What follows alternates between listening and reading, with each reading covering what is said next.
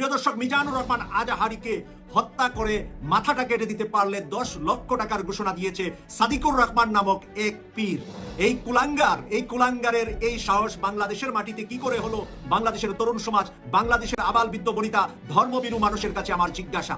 আন্তর্জাতিক খ্যাতিসম্পন্ন মুফাসসির কোরআন, বাংলাদেশের যুবক তরুণদের আইডল, আমাদের সকলের প্রাণপ্রিয় শায়েখ ডক্টর মিজানুর রহমান আজহারি সাহেবকে নিয়ে বাংলাদেশের একটি দুষ্ট চক্রের সদস্য কিংবা নেতা আমি মনে করি তিনি একটি কুৎসিত মন্তব্য করেছেন, বক্তব্য দিয়েছেন, যেটা কোনো আলেম সমাজ, বাংলাদেশের নাগরিক, আইন, আদালত কোনো কিছুতে সেটা পড়ে না, মেনে নেওয়া যায় না।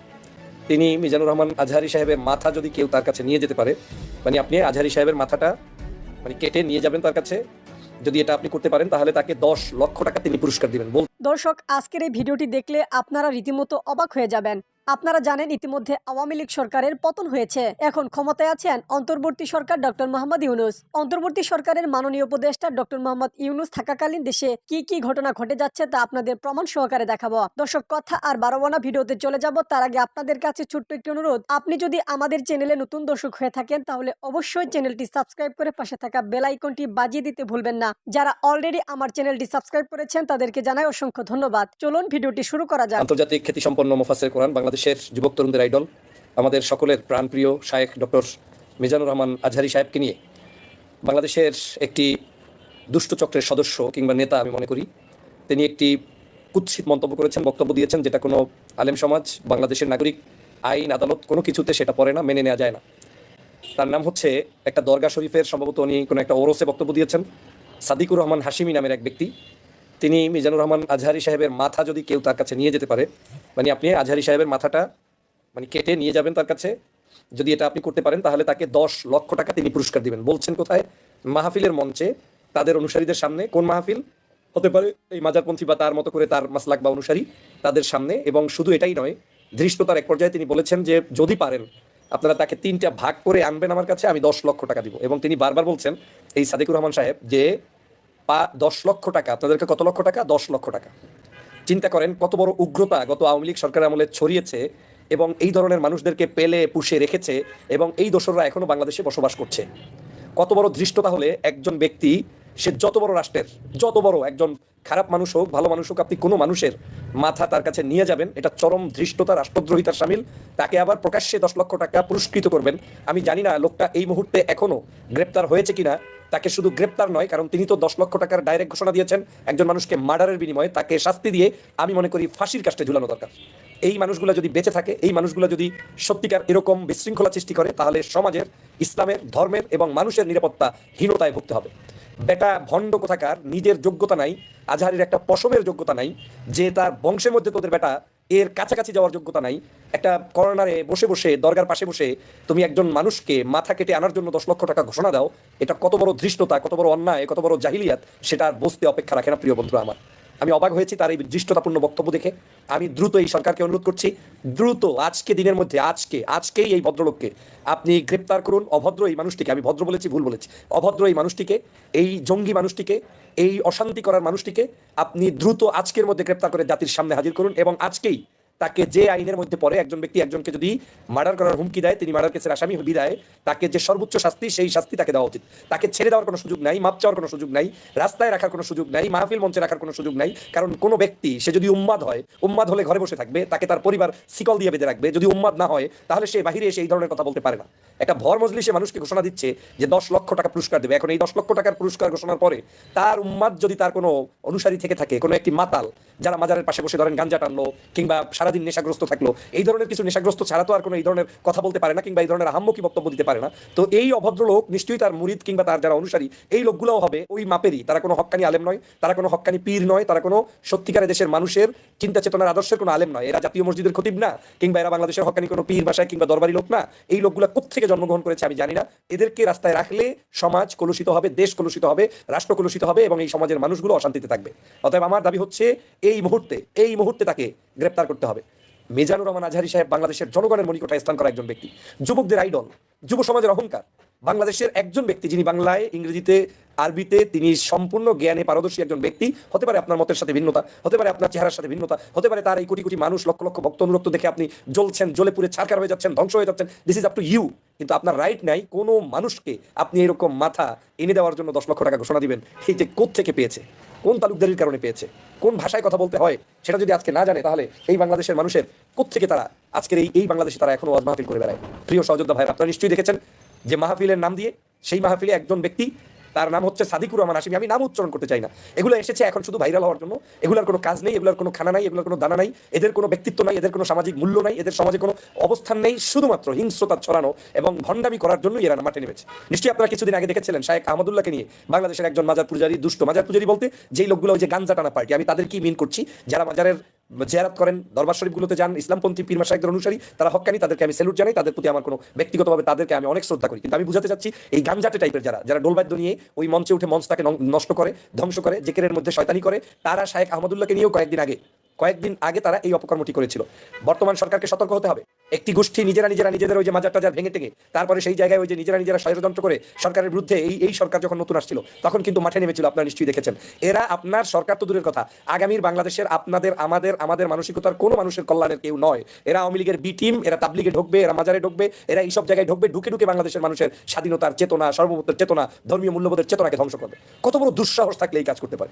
আমরা তো প্রত্যেকটি যাই, আমরা তো একজন ইমামের পিছনে নামাজ পড়ি, যে কোনো মানুষের কাছে যাই, অনেক বড় বড় আয়োজন, ঈদে মিলাদুন নবী কিংবা সিরাতুন নবীগুলোতে আমরা যাই, প্রোগ্রামগুলোতে যাই, আমরা রাসূল সাল্লাল্লাহু সম্মান করি, রাসূল সাল্লাল্লাহু শানে আমরা নাত গাই, শুনি, তাফসীর শুনি কিংবা ওয়াজ মাহফিল শুনি। এদেশে তো কথা ছড়াছড়ি নাই, এদেশে টুকটাক আলোচনা যাই থাকুক, মিলাদুন নবী হয়, সিরাতুন নবী হয়। তুমি কোন অসভ্য রাস্তাঘাটে জ্বালিয়ে এখন নতুন করে অসঙ্গতি তৈরি করে সাদিকুর রহমান হাশিমি আবার নাম লাগাইছে। এই হাশিমি নামের বিখ্যাত ব্যক্তিও কিন্তু এদেশে আছে, কিন্তু সেই সাদিকুর রহমান হাশিমি লাগিয়ে তুমি 10 লক্ষ টাকা একটা মাথার জন্য পুরস্কার ঘোষণা করো এবং আবার এই 3 টুকরা করে নিয়ে আসলে তুমি তাকে 10 লক্ষ টাকা দেবা। তুমি কোথায়? তোমার টাকার হিসাব কি?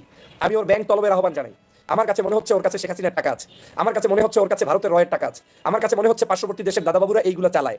এই ধান্দাবাজেরা বাংলাদেশের স্বাধীনতার সর্বত্র নষ্ট করার জন্য উঠে পড়ে লেগেছে, ওদের এখন সহ্য হচ্ছে না একজন বিখ্যাত ইসলামিক স্কলারকে আজকে তার মাথার জন্য এই ধরনের ঘোষণা করে। অতএব আমি মনে করি এই ভণ্ড, অসভ্য, অগণতান্ত্রিক এবং আমি মনে করি এরা মুসলিম নামের কলঙ্ক। মুসলিম থাকতে পারে না, মুসলমান কখনোই কোনো মুসলমানের কল্লা কাটতে পারে না, মুসলমান কখনোই কাউকে থ্রেট দিতে পারে না, মুসলমান কখনোই অন্যায় মানে অগ্রহণযোগ্য কথা বলতে পারে না। এই ধরনের কাজ যারা করছে তাদেরকে বয়কট করার সময়ের দাবি। আপনারা সকলে আওয়াজ তুলুন এবং এই ভণ্ডকে আজকের দিনের মধ্যে সরকারের গ্রেপ্তার করতে হবে, না হয় থামবো না, কথা বলবো। এবং তাকে যদি গ্রেপ্তার না করা হয়, এর কারণে যদি বাংলাদেশের কোনো ধরনের অকারেন্স হয়, তার জন্য দায়ী থাকবে এই সরকার। এ কোন জায়গা থেকে জন্ম নিয়েছে, কোন জায়গায় তার বসবাস, কি করছে তিনি, তাকে দ্রুত সরকার আইনের মাধ্যমে গ্রেপ্তার করবে। গ্রেপ্তার করে দ্রুত তাকে একজন খুনের হুকুমদাতা হিসাবে সর্বোচ্চ শাস্তি বাংলাদেশের আইন অনুযায়ী যেটা সেটা করতেই হবে, না হয় সমাজটা ধ্বংস হয়ে যাবে। ফাইজলামির জায়গা পাও না, তুই একটা মাহফিল করবি না, তুই মাজার করবি না, পূজা করবি না, যা ইচ্ছা তাই করবি, কিন্তু অন্য মানুষের কল্লা কাটার অধিকার তো তোমার নাই। এদেশে তো সবই হচ্ছে, এদেশে সবই চলছে, তাহলে কে এই দুঃসাহস দিয়েছে? কার কথার কারণে এই ধরনের দুঃসাহস এসেছে? আমি মনে করি এগুলা পূর্বের শিখানো নাটকের অংশ। আওয়ামী লীগ কিছু দুষ্ট লোক রেখে গিয়েছে, শেখ হাসিনা পালিয়েছে, কিন্তু শেখ হাসিনার কিছু দোষর রেখে গিয়েছে যারা এই অপকর্মগুলো করছে এবং এরা আমাদের মধ্যে বিভাজন তৈরি করে দিতে চায়। আরে ভাই, যার ইচ্ছে যেভাবে ইচ্ছে সেভাবে চলেন। বাংলাদেশে সিনেমা চলে, নাচ চলে, গান চলে, কনসার্ট চলে, মাহফিল চলে, তাফসীর চলে, কেউ কাউকে তো বাধা দেয় না। এদেশের কোনো আলেমকে কোনোদিন শুনি নাই অমুকের কল্যাণ নিয়ে আসতে হবে, অমুককে এখন শেষ করে দিতে হবে। তুমি কিসের আলেম যে একজন মানুষকে তুমি ঘোষণা দিচ্ছ? কিসের রাসূল প্রেম দেখাও বেটা? রাসূলের কোনো জিন্দেগির কোনো একটা অংশ তোমার শরীরের মধ্যে নাই, তুমি রাসূল প্রেম দেখাও? ভণ্ড কোথাকার, অসভ্য কোথাকার।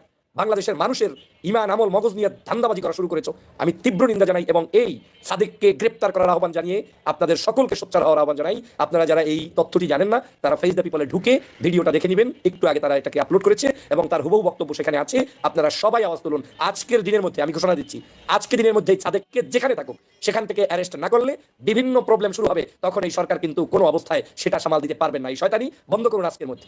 এই দেশে কোনো মানুষের উপরে কেউ কোনো আঘাত করতে পারবে না, যে যেভাবে ইচ্ছা সেভাবে চলবে। তুমি কাউকে আমরা আঘাত করার পক্ষে না, কাউকে আমরা কোনো ধরনের হুমকি দেওয়ার পক্ষে না। কিন্তু যারা এই অপকর্মটি করছো, তোমরা নিতান্তই ভুল করছো। আমি মনে করি এই অপকর্মের চরম শিক্ষার জন্য তাকে এখনই গ্রেপ্তার করা উচিত এবং গ্রেপ্তারটা নিয়ম অনুযায়ী করা উচিত। কারণ একজন লোক আমাকে যদি বলে যে তোমাকে আজকে শেষ করে ফেলবো, 3 টুকরা করে ফেলবো, এটা কেমন আইন রে ভাই? তো আপনি যদি এখন না করেন, তার যদি কোনো একটা প্রবলেম হয়, যদি কোনো একটা সমস্যা হয়, আজহারের যদি কিছু হয়, তো দায়িত্ব কে নেবে? এই সরকারকে নিতে হবে।